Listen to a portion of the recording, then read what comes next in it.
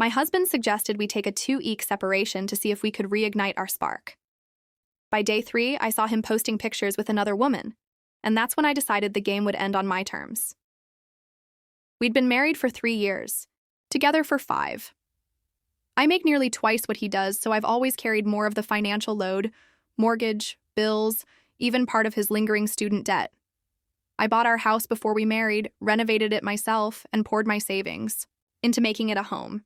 The first couple of years were good. We laughed, traveled when we could afford it, and fought over little things like where to put the thermostat. But about 8 months ago, his recently divorced friend moved back into town. The kind of woman who treated marriage like a reality show, and thought keeping things exciting meant testing boundaries. Soon, he started pairing her ideas, that we were too comfortable, that we needed to challenge each other, that a temporary break would remind us why we fell in love. I'd heard this story before from friends. A so-called break was often just a free pass to cheat. When he finally sat me down and suggested it, I could tell he'd rehearsed the lines. He expected me to fight to beg him not to go. Instead, I simply said, "Okay." His face fell. He wanted drama. I gave him silence. We set rules 2 weeks apart. No contact except for emergencies. He packed his things and left the next morning. And honestly, I felt lighter. No tense dinners, no manufactured fights. I even started sleeping better. But 3 days in, a mutual friend sent me a screenshot from Instagram. There he was, arm around some woman in a low-cut dress, drinks in hand, captioned with a winking emoji. My stomach dropped, and then oddly, I smiled. I didn't confront him. Instead, I started documenting. Bank statements showed he'd used our joint card for fancy dinners, places we'd never even been together. Then, 2 nights ago, a $280 hotel charge. I checked his synced iPad and found weeks of texts with her, flirty messages, intimate photos, and plans for their next date. I called my lawyer the next morning. In my state, adultery matters a lot. With the evidence I had, I could protect my assets, keep my house, and avoid paying him a cent in spousal support. While he thought I was at home pining, I quietly moved half our joint savings into my own account, rerouted my paycheck, and prepared my case. Meanwhile, his friend kept messaging me, acting concerned. She hinted she'd been the one to help him realize what he wanted. I played along, agreeing to meet her for coffee, where she not so subtly implied she'd be better for me than my own husband. The audacity almost made me laugh out loud. By the end of the 2 weeks, I had everything ready. I had him served with divorce papers at his office. Within an hour, he called, furious. "This was supposed to be temporary," he yelled.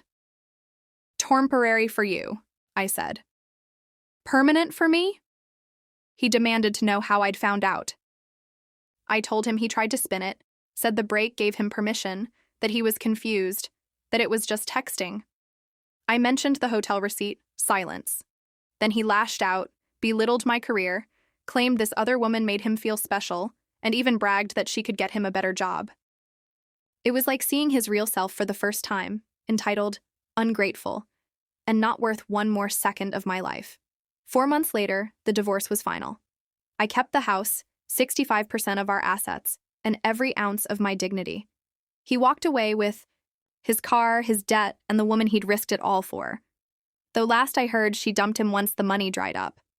The night I got the final settlement, I poured myself a glass of wine, sat in my beautiful living room, my living room, and let the quiet fill the space he used to poison with drama. My husband suggested we take a 2-week separation to see if we could reignite our spark. By day 3, I saw him posting pictures with another woman, and that's when I decided the game would end on my terms. We'd been married for 3 years, together for 5. I make nearly twice what he does, so I've always shouldered most of the financial burden, mortgage, bills, even part of his lingering student debt. I bought our house before we married, renovated it myself, and poured my savings into making it a home. The first couple of years were good. We laughed, traveled when we could afford it, and fought over little things like where to set the thermostat. But about 8 months ago, his recently divorced friend moved back into town, a woman who treated marriage like a reality show, thinking keeping it exciting meant testing boundaries. Soon, he started parroting her ideas, We were too comfortable. We needed to challenge each other. A temporary break would remind us why we fell in love. I'd heard this story before from friends. A so-called break was often just a free pass to cheat. When he finally sat me down and suggested it, I could tell he'd rehearsed the lines. He expected a fight, for me to beg him not to go. Instead, I said, "Okay." His face fell. He wanted drama. I gave him silence. We set rules. 2 weeks apart, no contact except emergencies. He packed the next morning. Honestly, I felt lighter. No tense dinners, no forced fights. I even slept better. But 3 days in, a mutual friend sent me a screenshot from Instagram. There he was, arm around some woman in a low-cut dress, drinks in hand, captioned with a winking emoji. My stomach dropped. Then oddly, I smiled. I didn't confront him. I started documenting. Bank statements showed charges on our joint card for fancy dinners we'd never had together. 2 nights ago, I found a $280 hotel charge. I checked his synced iPad. Weeks of view, flirtatious texts, intimate photos, plans for their next date. The next morning, I called my lawyer. In my state, adultery matters. With my evidence, I could protect my assets, keep my house, avoid paying him a cent in spousal support. While he thought I was pining, I quietly moved half our joint savings to my account, rerouted my paycheck, and prepared my case. Meanwhile, his friend messaged me, acting concerned. She hinted she'd helped him realize what he wanted. I played along, agreeing to coffee. She implied she'd be better for me than my husband. The audacity nearly made me laugh out loud. At the end of 2 weeks, I had everything ready. I served him divorce papers at his office. Within an hour, he called, furious. "This was supposed to be temporary," he yelled. "Temporary for you?" I said. "Permanent for me?" He demanded how I found out. I told him he'd tried to spin it. The break gave him permission. He was confused. It was just texting. I mentioned the hotel receipt. Silence. He lashed out, belittled my career, claimed she made him feel special, bragged she could get him a better job. It was like meeting his real self for the first time. Entitled, ungrateful, not worth another second. 4 months later, the divorce was final. I kept the house, 65% of our assets, and every ounce of my dignity. He walked away with his car, debt, and the woman he risked everything for. Last I heard, she dumped him once the money dried up. The night I got the final settlement, I poured a glass of wine, sat in my beautiful living room, my living room, and let the quiet fill the space he'd once poisoned with drama. Story. My father suddenly called. "Where are you now?" I was at my in-laws' house for my wife's birthday party. At my in-laws, the whole family is here. I said, "Listen, take your daughter and get out now." I asked, "Why?" He replied, "Just do it now. Don't ask questions." His voice was unlike anything I'd heard before. I grabbed my daughter and ran out of the house. What happened next was shocking. Chapter 1. The call. The party was in full swing. Laughter spilled out of the dining room, glasses clinked, and the rich aroma of roasted lamb and buttered naan filled the air. My wife's family thrived on loud celebrations, and tonight was no different. Her birthday was an excuse to gather everyone, cousins and all, under one roof. I was standing near the kitchen balancing a plate of cake for my daughter when my phone buzzed in my pocket. "Dad." I almost didn't answer. He rarely called when he knew I was at family events, but something made me swipe the screen. "Hey, Dad." His voice was sharp, urgent. "Where are you now?" "At my in-laws," I said, glancing toward the crowded dining room. "The whole family's here." "Why?" He took a breath that sounded more like a warning than a pause. "Listen, take your daughter and get out now." I froze. "What? Why?" "Just do it now. Don't ask questions." His voice cracked, not with weakness, but with a tension I'd never heard from him before. I didn't argue. I set the plate down, crossed the room, and found my daughter playing with her cousins. "Come on, sweetheart," I whispered, forcing calm into my voice. "We're going for a drive." Behind me, my wife called. "Where are you going? The candles aren't even lit yet." I didn't answer. My father's tone was still ringing in my ears. The night air outside was cool against my face as I buckled my daughter into the car seat. My heart was thudding hard now, my mind racing through a dozen scenarios. I pulled away from the curb and hit redial. "Dad, I'm out now. Tell me what's going on." What he said next made my grip tighten on the steering wheel until my knuckles ached. Chapter 2. The Warning. Dad's voice came through the speaker, low but urgent. "Drive somewhere public, a gas station, a busy plaza, anywhere, with people. Don't go home, don't go to my house, and don't turn back." I glanced in the rearview mirror. My daughter was watching the streetlights flicker by, humming to herself. "Dad, you're scaring me. What's going on?" He exhaled like he'd been holding his breath for hours. "I just got off the phone with a friend in law enforcement. They've been building a case for months against your in-laws, and it's bad. Fraud, money laundering, maybe worse." My grip on the wheel tightened. "What does that have to do with me? They're trying to tie you into it. Your wife's name is all over some of the accounts, and the way it looks on paper, you're involved, whether you knew or not." My friend said, "If you were in that house when they moved in, you could be taken down with them." I swallowed hard. The laughter and chatter from earlier replayed in my head, suddenly sounding more like the Last Supper than a celebration. So, this was planned to use me as the fall guy. Dad's pause was all the confirmation I needed. "Get somewhere safe. I'll meet you in 20 minutes. We need to talk face to face, and I'll tell you everything." I turned off onto a well-lit boulevard, but in the mirror, a black SUV appeared, closing the distance fast. The same SUV I'd seen parked down the street from my in-laws when I arrived, and it wasn't passing me. Chapter 3. The Chase. The SUV.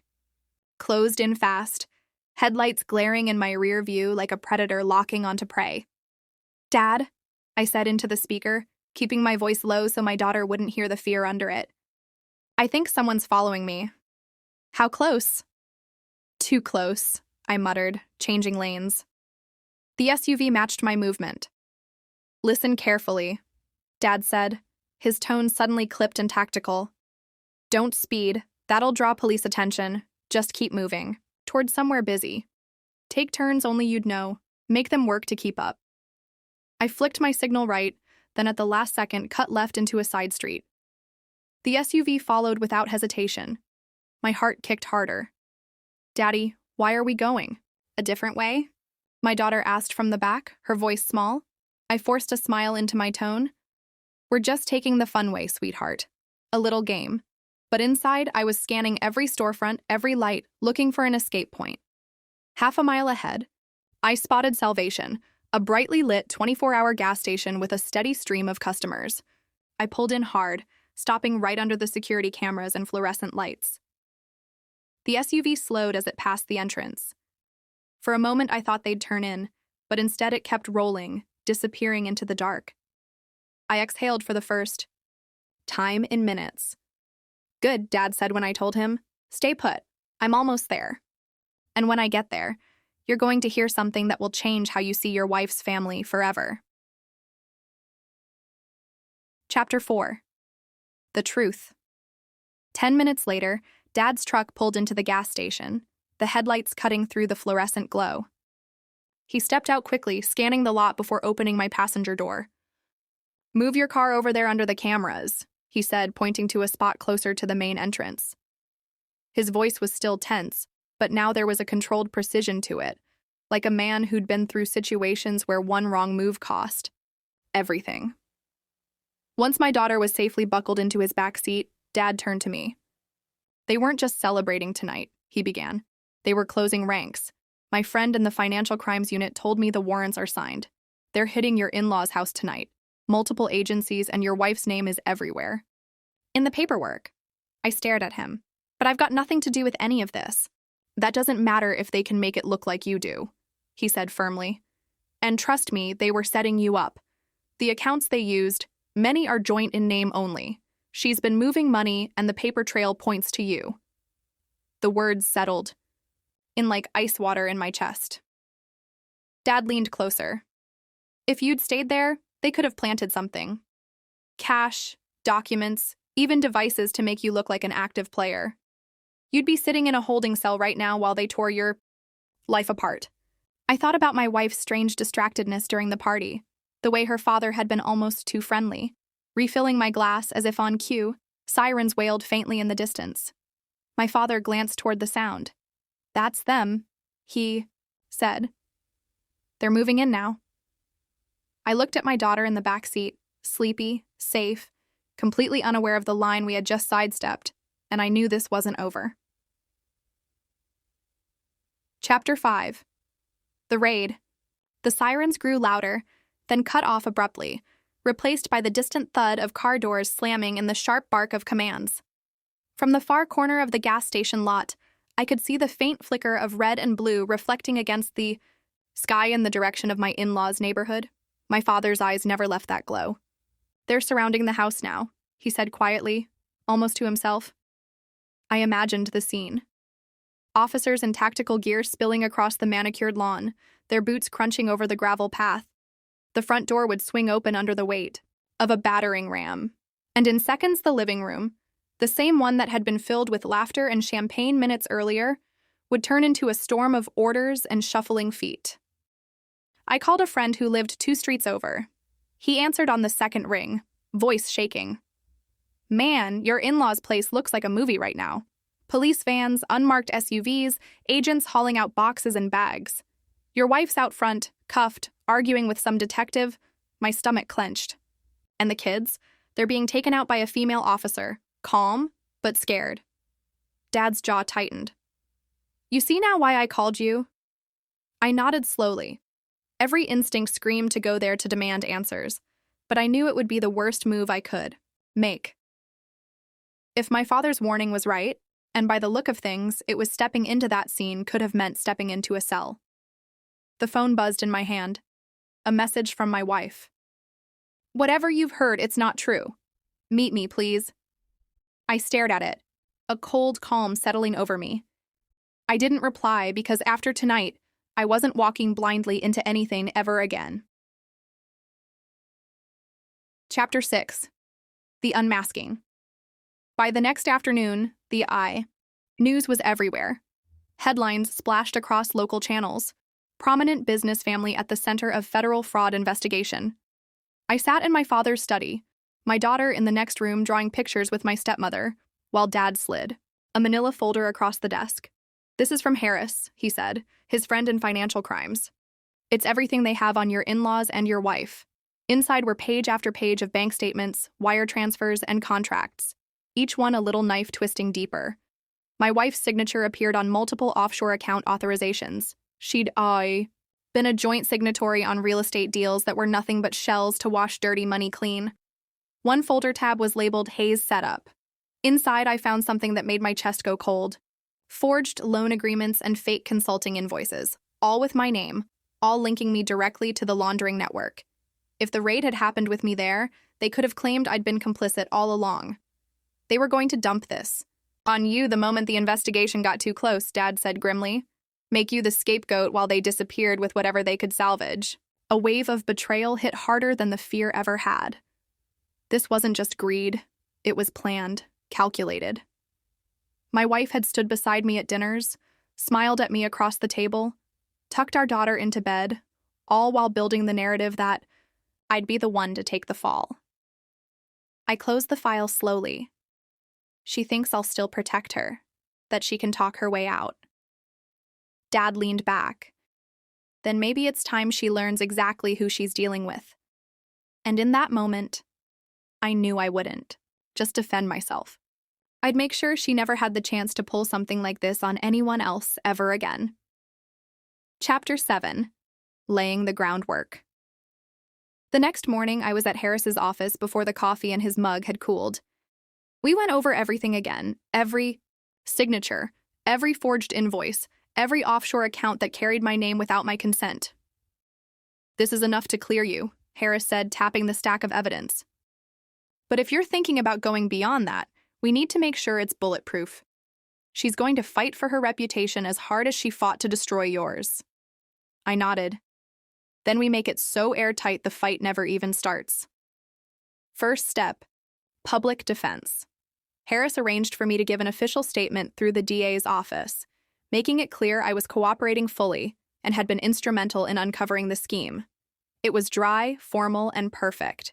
It painted me as the whistleblower, not the suspect. Second step, civil leverage. Mark, my attorney, filed a preemptive civil claim for damages against my wife, citing fraud, identity theft, and intentional infliction of emotional distress.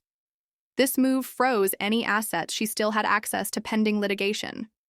Third step, social proof. Quietly, I let certain mutual friends, ones she'd never suspect of being in my corner, discover parts of the truth. The court documents were public record now, and it didn't take much for the right screenshots to start circulating. In group chats, her carefully crafted image began to crumble without me saying a word. Through all of it, I didn't contact her once. Not a text, not a call. If she wanted to talk to me, she'd have to go through my lawyer, and by then, every conversation would be on the record. By the end of the week, her messages had shifted from defensive, "You don't know the full story," to desperate, "Please, can we meet?"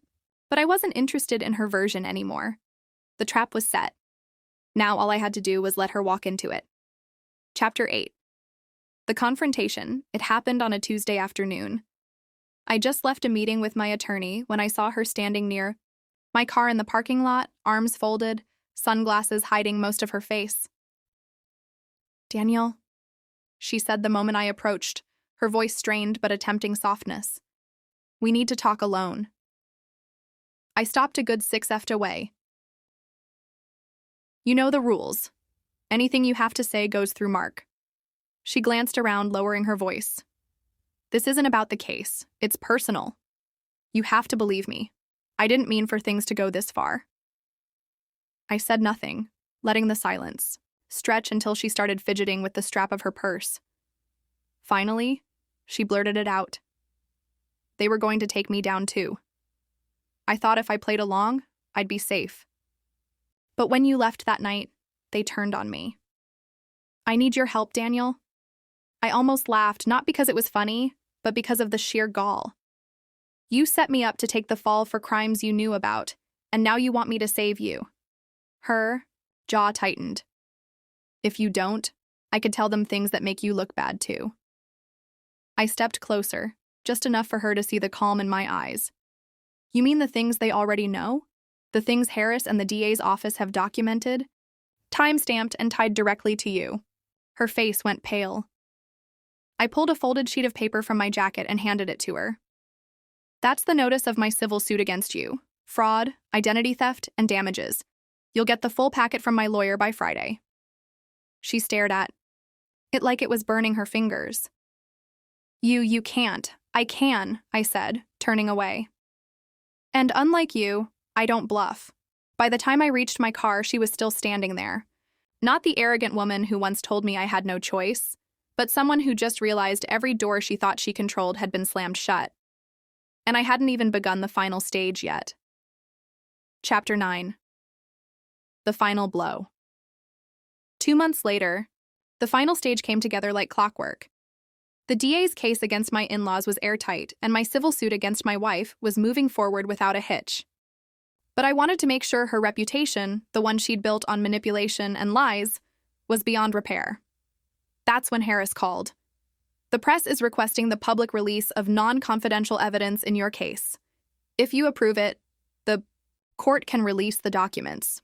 I didn't hesitate. "Do it." Within days, local news stations ran headline after headline. "Court documents reveal extent of fraud plot attempt to frame husband." They printed excerpts of her emails, the forged contracts, and most damning, her own words discussing how she'd make him look unfit for custody. Social media tore her apart.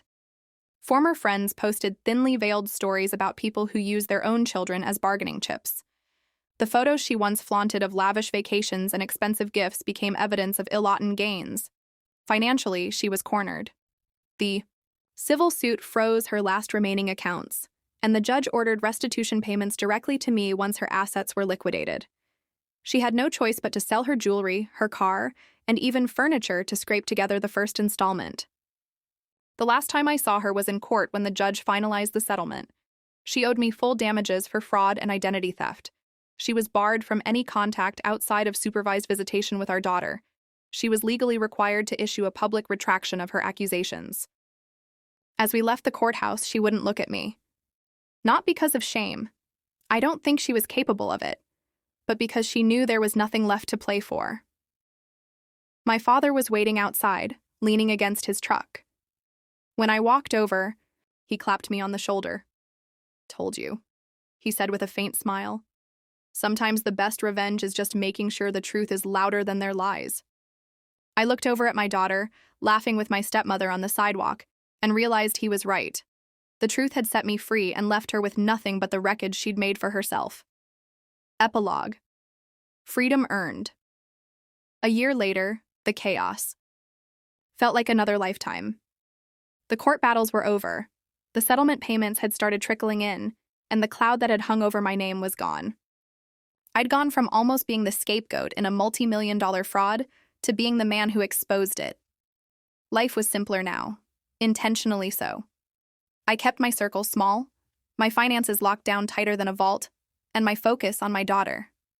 She was thriving, better grades, more friends, a laugh that came easily again.